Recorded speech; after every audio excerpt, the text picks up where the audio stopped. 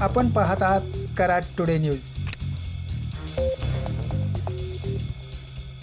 कोयना पाणलोट क्षेत्रात पावसाचा जोर कायम असून कोयना धरण 70% भरले आहे. आज शनिवार दिनांक 25 जुलै 2026 रोजी सकाळी 8 वाजता कोयना धरणात 73.70 टीएमसी पाणीसाठा झाला आहे. आज कोयना येथे सकाळी 8 वाजेपर्यंत 114 मिलीमीटर पावसाची नोंद झाली आहे.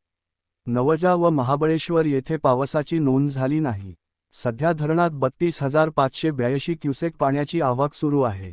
धरणातून सध्या कोणताही विसर्ग सुरू नाही.